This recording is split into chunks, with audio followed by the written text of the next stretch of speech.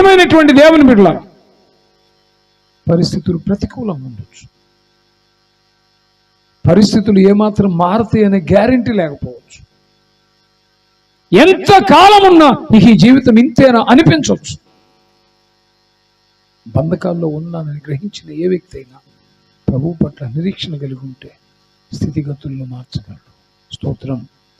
ఆయన చేతికి ఇస్తేనే కదండి స్త్రీలు పిల్లలు గాక 5,000 మంది పురుషులు తిన్నారండి. ఎప్పుడు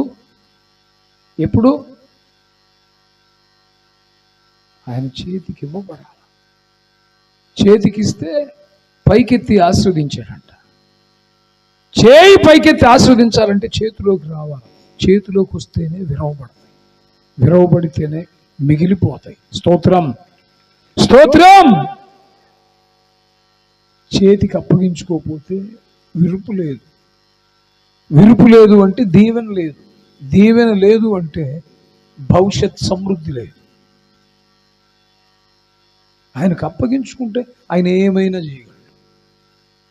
గ్రహించుకున్న నీవు నన్ను తుంచు నాయన, నన్ను విరుచు నాయన, మీకు యుక్తంగా నా జీవితాన్ని మార్చు ప్రభు అని నిన్ను నీవు ప్రభువుకు అప్పగించుకుని నిరీక్షణ ఆయన మీద ఉంచితే ఆయన ఎలాగైనా బ్రతుకుని అనితర సాధ్యమైన రీతిలో మార్చగలరు.